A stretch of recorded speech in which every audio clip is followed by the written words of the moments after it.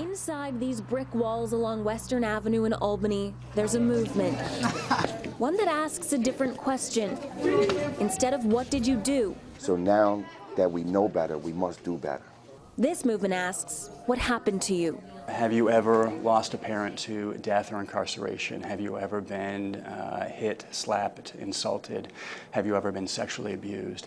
There are 10 questions in all, and the answer is yes for so many of the 12 to 18-year-old boys who live and go to class at the LaSalle School in Albany. These questions were the basis for a study called Adverse Childhood Experiences, or ACEs. There is some strong evidence to suggest that if we do nothing, they will experience a life course of illness and poor performance academically, emotionally, behaviorally, interpersonally. The CDC and Kaiser Permanente interviewed more than 17,000 adults and asked them, what happened to you as a child? They found a strong link between childhood trauma and chronic disease, mental illness, obesity, addiction. The list goes on. And these results came out more than 15 years ago.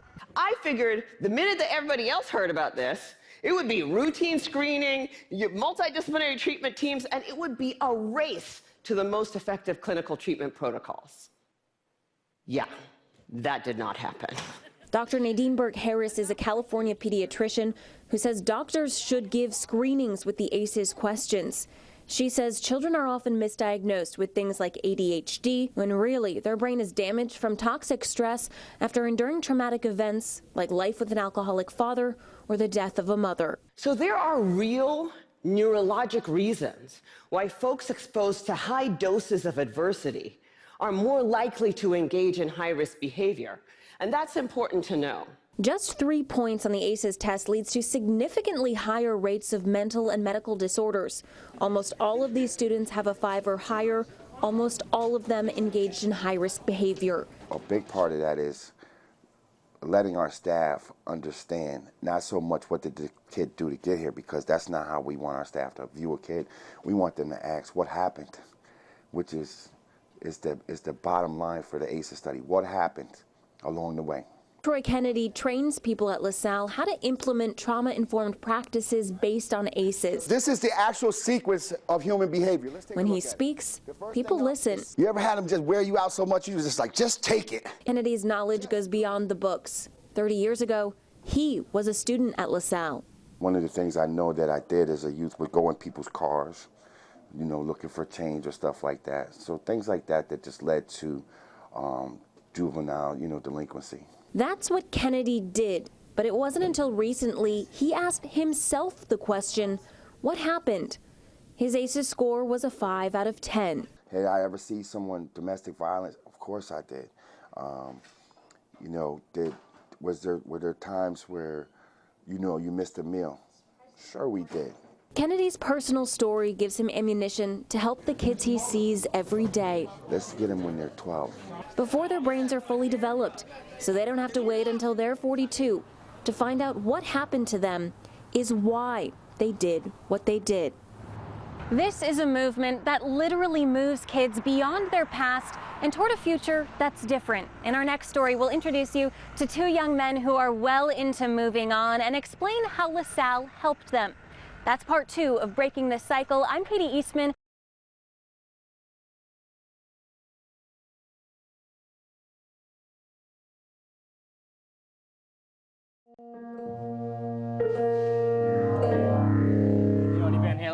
Your first question for Jake Simmons might be, how did he get so good at guitar? I met Falzano, and Falzano was showing me all these really cool, blues and jazz songs. You'd want to ask Michael Bonilla Soto for the recipe of this chocolate cake. I love doing it because it makes people happy. But the question you have could change when you learn that Jake and Michael were and are students at the LaSalle School in Albany, a residential treatment center for troubled boys. Now you might ask, what did they do to get here? When I came to LaSalle, I had just attempted suicide, and my mom had brought me to court for family court to put me into a group home. I did something that I wasn't supposed to, and I regret it. But if a question was ever wrong, that's the one.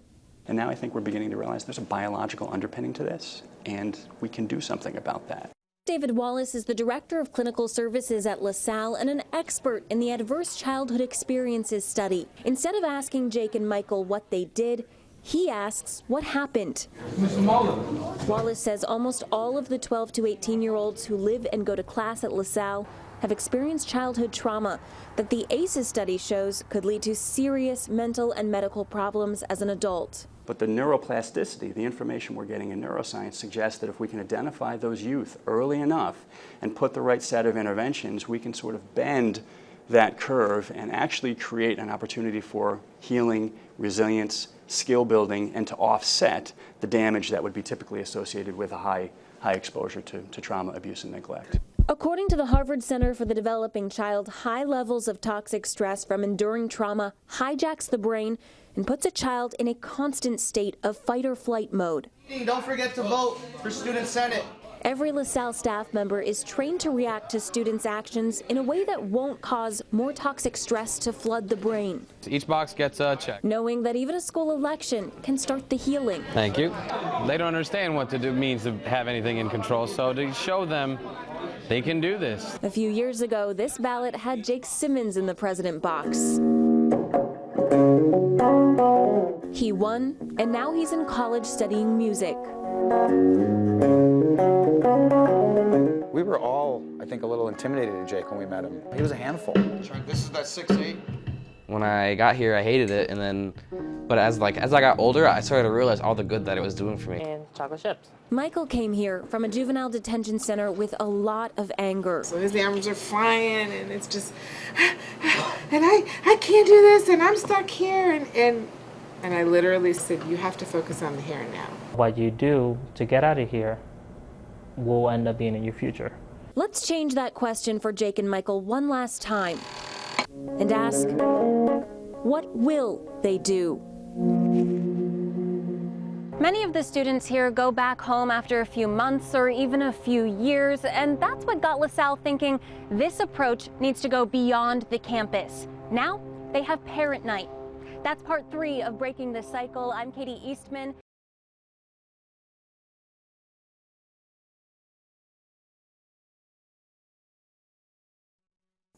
15-year-olds, summed up in sentences, hang from this LaSalle classroom ceiling. These are the easy things to say. It is something eating inside of him, but he doesn't want to open up to nobody. But asking about the real stuff to figure out how to help your 15-year-old son is tough. Because it seems like I can't get through to him the way that I want to get through to him. Nayoka Gonzalez worries about a knock on her door from a police officer. It's happened before. She doesn't want it to happen again. It was probation. It was court required, so he had no choice but to come. The thing is, the parents of all the boys who made these mobiles have had trouble asking the right questions to their sons, too. This is where it all goes bad for us because we can't understand, why are you thinking that way? They come to LaSalle when the school day is over for their sons to take a class of their own. Let's teach the parents how to behave so their kids will, too. Troy Kennedy trains these parents based on information he's learned from the Adverse Childhood Experiences study. ACEs was the first time scientists connected what we intuitively guessed about childhood trauma with real facts. The CDC and Kaiser Permanente interviewed more than 17,000 adults and found if they experienced 3 out of 10 types of trauma as children, they were far more likely to have mental and medical disorders as an adult. Information changes the situation. Kennedy is working to reverse that trauma, and he's teaching the parents the same tools the teachers and counselors at LaSalle use. A lot of people have frustration, conflict, or power struggles with their children because they're trying to get something done at the wrong time. Nayoka stopped arguing with her son when she learned his outbursts came from a part of his brain going into fight or flight mode. I know how to do it, walk away. If you're not going to do what I tell you to do, I'm just going to walk away. I'm not going to sit and argue with a 15-year-old. There's no magic trick taught at these meetings, just information about the brain that Kennedy wants to spread. You can ask an average human being, why do you behave that way? They can't answer that. They don't know that all behavior is driven on 3 things: feelings, needs, and wants. Nayoka's son still doesn't listen to her, but she's got a hope. If she keeps doing it right, that knock will never come. But I tell my sons, oh, this, I care. Otherwise, if I didn't, I wouldn't be on your back. The ACEs study continues to this day. Scientists are still analyzing data gathered from the more than 17,000 study participants. Some public schools in Washington, California, and Massachusetts are implementing trauma-informed practices, and they've seen a significant decrease in suspensions. If you want more information on the ACEs study, or if you want to watch all three of these stories, you can go to twcnews.com. In Albany, I'm Katie Eastman, Time Warner Cable News.